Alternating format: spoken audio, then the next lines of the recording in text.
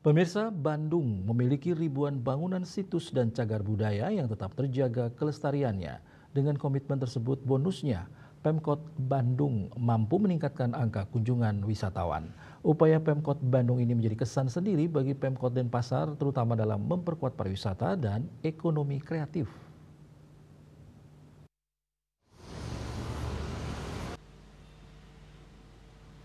Kota Bandung adalah kota ke-9 yang memiliki jenis bangunan Art Deco di dunia.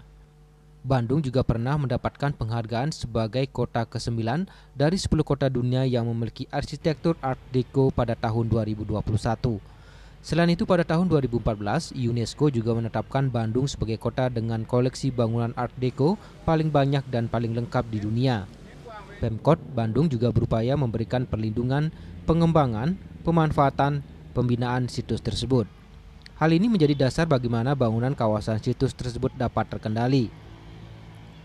Dengan komitmen tersebut, bonusnya mampu meningkatkan angka kunjungan wisatawan ke Kota Bandung meski bukan kuantitas atau jumlah yang dikejar.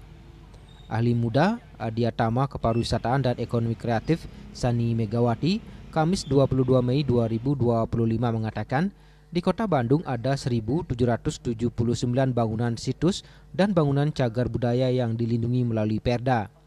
Dalam Perda tersebut diatur kelas bangunan dan revitalisasi yang bisa dilakukan. Pada bangunan cagar budaya kelas A, diatur bahwa bangunan tersebut tidak boleh dipugar sama sekali seperti Gedung Bersejarah, Gedung Merdeka, yang merupakan tempat konferensi Asia Afrika.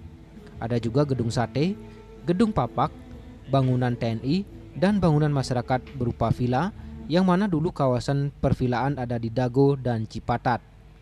Sementara bangunan atau situs kelas B dapat dipugar hanya pada beberapa bagian seperti atap dan pada bagian depan.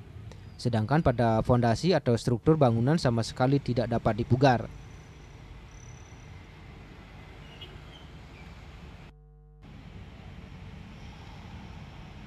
Kalau Bandung sendiri dari pariwisatanya itu kita sudah memasuki taraf regeneratif tourism kali ya.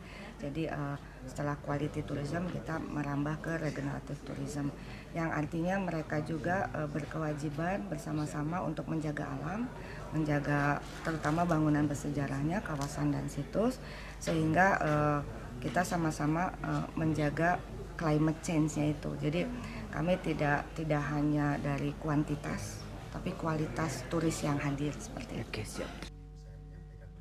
Sementara itu, Kabak Prokopim Sepda Kota Denpasar, Cokorda Gede Parte Sudarsano, di sela-sela kunjungannya mengatakan, kunjungan ke Kota Bandung telah memberikan banyak insight pada Pemkot Denpasar, terutama dalam implementasi Creative Hub.